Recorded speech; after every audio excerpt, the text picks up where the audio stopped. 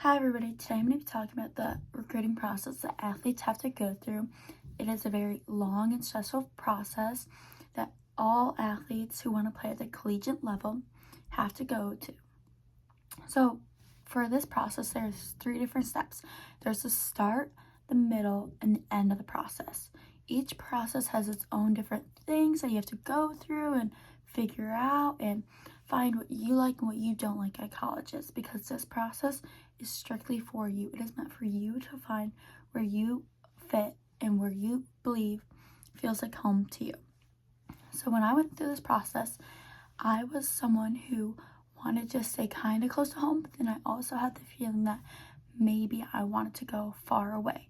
But other athletes, they go visit a bunch of places where I only visited 3 places, but I did talk to a lot of schools. I went on visits to Grand Valley, MSU, and Western. Those are my 3 ones that I wanted to visit. I didn't love Western, but my also big one was Tampa.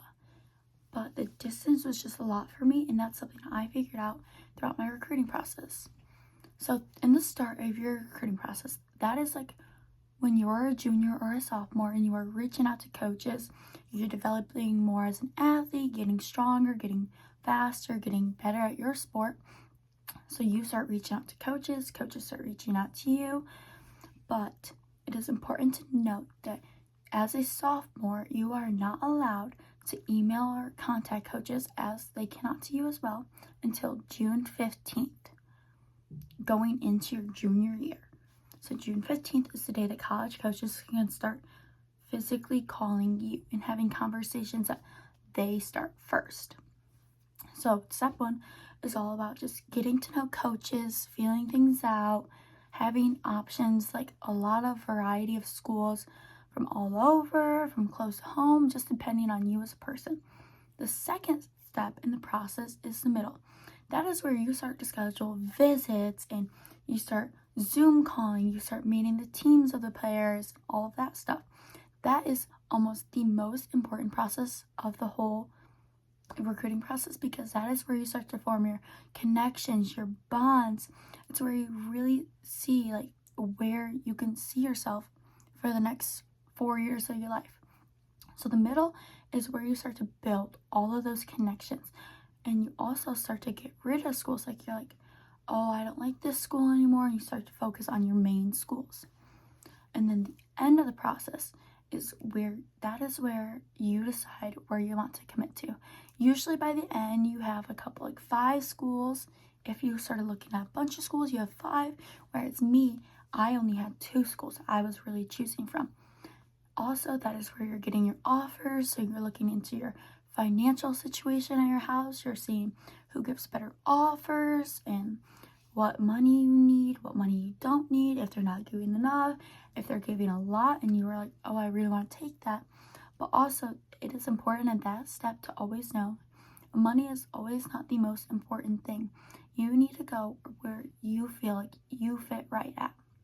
Because if you go somewhere that it doesn't fit right for you and you're choosing it for a family member or a friend, or if you're trying to look popular and look cool, that is not the right reasons why you're committing to that school.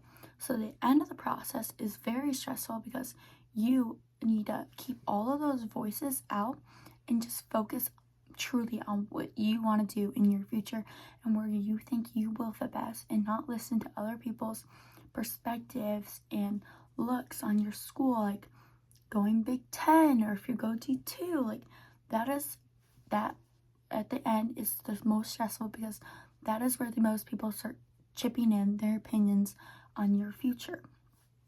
Yes, it is important to get some opinions, maybe by close family, by your coach of your sport, but also in the end, you need to know that this decision is truly meant for you.